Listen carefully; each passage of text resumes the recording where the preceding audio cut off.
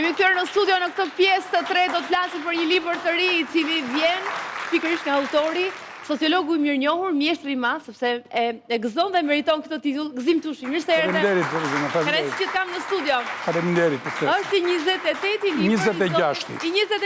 I 26-i, por atëherë pas kam gatruar me vitin 1998, sepse në 98-ën ka filluar kjo histori saga e librave të Gzim Tushit dhe I thon praktikisht 28 vite. Po, 28 vite. Po, 28 vite, pra nga 1998 I thon 28 vite që zoti Gzim Tushi shkruan libra të ndryshëm në lidhje sigurisht me çështje sociale që kanë të bëjnë praktikisht me fushën në cilën ai operon dhe pa diskutim janë libra që jo vetëm janë interesant për gjithë lexuesit, por mbi të gjitha unë besoj që I vinë ndihmë edhe atyre që merren me shkencat sociale dhe janë të fokusuar aty sepse gjejnë të trajtuara tematika dhe problematika nga më të ndryshmet. Siç është I këndshëm zoti Gzim Tushi sa herë që kemi në studio të ftuar, po ashtu janë edhe librat e tij. Faleminderit. Le të nisim me insertin që kemi përgatitur për librin e tij më të fundit, Polikrizat sociale dhe shoqëria. Le të shohim materialin e përgatitur pra që na bën një përmbledhje dhe më pas më konkretisht mësojmë nga zoti Gzim Tushi për këtë libër të tij të fundit. Polikrizat sociale dhe shoqëria është botimi I 26 I sociologut të mirënjohur mjeshtri I madh Gzim Tushi. Ky botim ka në fokus tranzicionin, familjen, martesën, shkollën, kulturën dhe problemet sociale që ndikojnë jetën e shoqërisë shqiptare dhe individit. Në 4 kapitujt e tij të librit Polikrizat sociale dhe shoqëria sjell nga shtëpia botuese e Mal, përcillet një analizë hollësishme të krizave morale, sociale dhe individuale, duke evidentuar shfaqjet e sjelljeve egoiste, narciste dhe dehumanizuese në marrëdhëniet shoqërore. Në të theksohet nevoja për të ndërtuar një projekt qytetarie, ku institucionet dhe individet të punojnë së bashkur për përmirësimin e shëndetit social dhe moral të shoqërisë. Kjo ishte përmbledhja e realizuar nga ne, po sigurisht zoti Tushi do të na thotë më shumë. Shoh që janë ca fletushka të vendosur aty, janë për tu orientuar për çfarë? Se zakonisht ju s'vini ndonjëherë me letë për qejf. Dukesh ndryshe këtë herë, me skedat. Okej, atë për çfarë flet ky libër më gjatë? Çfarë të frymëzoi për të shkruar pikërisht? Ja, të mbledh skedat një. Jo, mbaj, ishte të bukura. Ishin ato janë një moment televiziv I shëndetshëm, mund t'i mbajmë. Tani libri im Polikrizat sociale dhe shoqëria është një lloj diagnostikimi që unë I bëj problemeve aktuale të shoqërisë shqiptare. Sigurisht, libri ishte ndërtuar, arkitektura e librit ishte ndërtuar duke bërë një lloj koherence midis analizave dhe ideve të sociologëve dhe të debateve që bëhen sot ndërkombëtarisht, sepse shoqëria e sotme shqiptare është në pjesën globale të saj dhe nuk fenomenet, patologjit, problemet që ka brenda vetes sa janë problemet që I ka dhe shoqëria universale. Kështu që në këtë pikpamje unë jam munduar që të bëj dhe një sintezë të mendimit sociologjik sotshëm botëror, të sociologëve më në zë, bashkë me problemet që ka shoqëria shqiptare. Në këtë kontekst, diagnostikimi I problemeve të shoqërisë është bërë në mënyrë të tillë për të vërtetuar ose për të treguar më saktë se kalimi nga një shoqëri e dikurshme, nga ajo shoqëria totalitare, shoqëria e vjetër, në këtë shoqërinë moderne, kjo periudha e tranzicionit, e transformimit dhe ndryshimeve jo gjithmonë kuptohet drejt dhe jo gjithmonë perceptohet drejt. Sepse natyrisht në kuptimin që një pjesë e njerëzve të mësuar me atë tipologji shoqërie, me atë strukturë sociale të asaj shoqërie, e cila ishte në një farë mënyrë një shoqëri unike, një shoqëri totalitare, brenda të cilës ishte njeriu I disiplinuar, njeriu I disiplinës I nënshtroi ideologjisë, politikës, moralit të asaj shoqërie, me kufit të përcaktuar, po pra kemi kaluar në një shoqëri liberale, të lirë individualiste. Ky kalim nuk është I lehtë. Dhe natyrisht është shoqëruar dhe me reperkusione. Dhe unë jam munduar që të trajtoj që pikërisht kalimi nga kjo shoqëri e vjetër në këtë shoqëri të re, moderne, likuide, të rrëshqitshme, krijon shumë probleme, shumë paqartësi, shumë pasiguri. Pra në një farë mënyrë ideja është që në këtë shoqëri nuk mund të jesh njëkohësisht edhe I lirë dhe I sigurt, është shoqëri e rrezikut, e kam analizuar gjithësisht çdo të thotë shoqëri e rrezikut. Në fakt sot kur flitet për rrezikun flitet që nga rreziqet planetare që sot janë bërë evidente jo për shkak të ngrohjes globale dhe të fenomeneve të tjera eruptive që ndodhin për shkak të tekave të vetë natyrës, deri tek problemet që ka shoqëria e sotshme. Kështu që kjo shoqëri e sotshme është një shoqëri është moderne, po është e mbartur me problemet saj, dhe ajo kërkon njeriu në saj, njeriu në adekuat.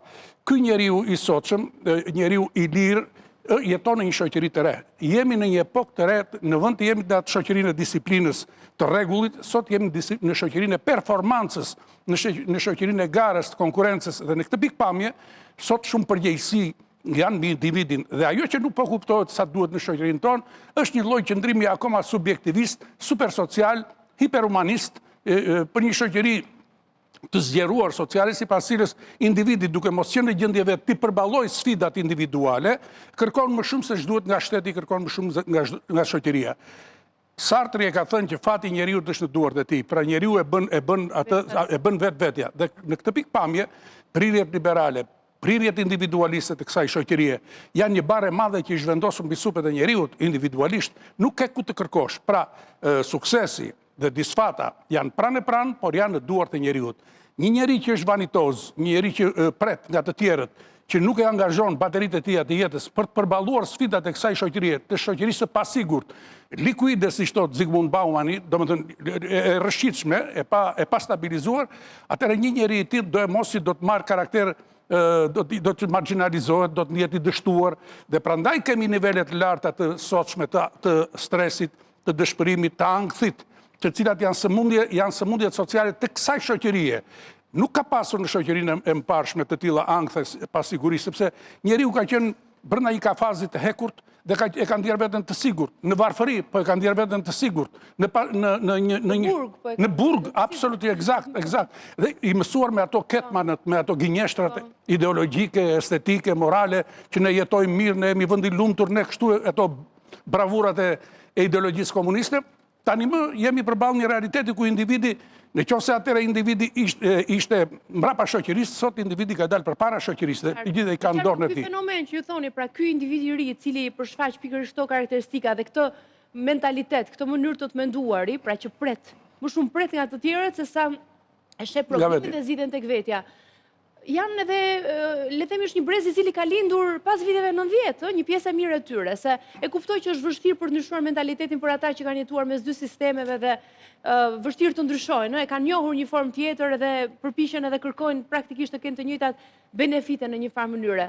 Brezi i ri është rritur totalisht në një tjetër sistem.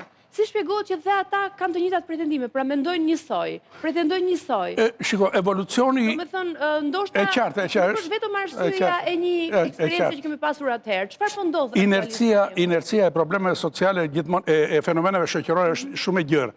Dhe mos harroni, për 3 dekada e gjysmë, nuk është një shumë e madhe kohore për të menduar që do të kishim një revolucion radikal për transformimin e atij njeriu që ishte i... Për të ndryshuar mentalitetin për të ardhur te ky njeriu i sotshëm. Dhe kjo është pikërisht që ka krijuar këtë situatën që kemi një shoqëri që duket e lodhur, siç thonë sot sociologët, po kemi dhe një individ i cili ndihet i raskapitur nga kjo. Dhe kjo është një nga gjërat që mua më ka shqetësuar shumë. Unë aty në libër kam trajtuar në një moment edhe këtë sindromën e këtyre të rinjve që quhet sindroma Werner.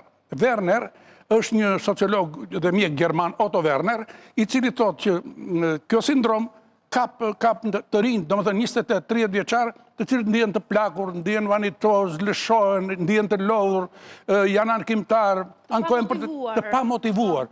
Dhe ndodh që ka 70 vjeçar, 80 vjeçar që nuk e përjetojnë sindromën Werner, përkundrazi, punojnë, kanë vitalitet e tjerë. Kështu që mendoj që libri këtë synon, që të krijojë një shikim, të shikojë një shikim optimist të këtyre realitetit të shoqërisë së sotshme. Pra, shoqëria e sotshme është tjetër, individi që duhet jetë adekuat me këtë shoqëri duhet bëhet tjetër, sepse në fundin, nëse nuk kuptojmë tingullin e kohës, nëse bëhemi shurdh dhe nuk i hapim veshët për kuptuar se si duhet komportohemi me këtë jetë të re moderne, me këtë shoqëri postmoderne, me këtë dinamik shumë të vrullshme. Shikoni, nëse në të kaluarën njeriu ndihej në peshën e shtetit, ishte i detyruar të punonte ku e caktonte shteti, sepse ishte i detyruar, prandaj ky ishte njeriu i disiplinës, që shkonte në fabrika, në uzina e tjera. Sot kemi njeriun e lirë, sot kemi njeriun i cili tani më nuk ka faktorët e jashtëm që sundojnë mbi të, po ka faktorët e brendshëm. Pra duhet jetë njeriu i arritjeve, njeriu i performancës, duhet jetë njeriu i suksesit, duhet shmang dështimin, dhe këto janë procese individuale. Në këtë luftë thonë në kohën e sotshme flitet për atë lodhjen ose për një gjendje burnout, gjendje e shkrejjes së energjive dhe natyrisht një individ me djegjen me energji të djegura domosdosh pastaj e pret disfata. Cili do dojë më së shumti ta lexonte këtë libër? Libri ka Ky është për të gjithë interesant, po mendon që për cilin do ishte më i rëndësishëm për t'u lexuar dhe për të përfituar prej tij? Libri, unë mendoj që struktura e tij është strukturë polivalente dhe arkitektura e brendshme e librit është e tillë që përshtatet. Domethënë, nuk... Po nëse do doje të bëjë një ndryshim me librin tënd, ku do doje të shkonte më së shumti mesazhi? Po, unë mendoj që mesazhi për librin duhet të shkojë përgjithsisht te intelektualët, te gazetarët, te pedagogët e fakulteteve që japin lëndën e sociologjisë dhe të shkencat humane në të gjitha, por mënyra se e kam shkruar nuk është i vështirë as për të rinjt, nuk është i vështirë as për prindërit e tyre. Kështu që kam përshtypjen që masa e lexuesit mund të jetë më demokratizuar nga sa e kam menduar unë. Edhe pak po rriten edhe nipa, do bëjnë dhe ata lexuesit e tu, apo ka filluar të lexojnë ndonjë faqe, se mund të lexojnë tani, se kjo është një libër që mund ose kuptojnë, po kam premtuar do t'i lexojmë libra. Ke dedikuar sërish këtë libër tre nipave të tu, nipave të mi të mrekullueshëm, Marien, Loe dhe Oliver, që më dhurojnë çdo ditë kënaqësi dhe dashuri të pamatë. Faleminderit Oliverit për fjalët e bukura motivuese, mos ndalo të shkruaj libra gjysh. Oli, sa bukur. Shoku i klasës i gocës tuaj, po i mjes, kanë qenë bashkë në një klasë, sa herë vinte aty që më shikonte kompjuteri se binë për vizitë, edhe me njerë vjen të kompjuteri. Gjysh po vazhdon me librin, po e mbarove librin, vazhdo, nga njerë për ta mërzitur i thoshonë, do t'i lë librat, nuk shkruaj më, jo, gjysh më kapte do shkruash, do bësh. Kështu që është një nga motivet që më kanë zhitur. Se do e ndoshta do t'jetë ai që do ta pasoj stafetën të. Të po bisedoni me gruan para se të vija këtu, edhe bashkëshorti jam tha që Oli se kishte bërë një status. Oli edhe tha, me sa duket Oli mund të vazhdoj këtë punë. Të uroj shumë suksese ndërkohë me këtë tjetër botim këndin, Gzim Tushi, me siguri në libraritë e Tiranës këtë libër tashmë gjendet për gjithë interesuarit. Të përgëzoj dhe njëherë për të 26 libër dhe të presim me të tjerë tituj. Polikrizat sociale dhe shoqëria nga Gzim Tushi. Faleminderit që ishe me ne sot. Faleminderit. Faleminderit që na ndoqët, të dashuri, do të qemi sërish nesër. Kalofshi mirë.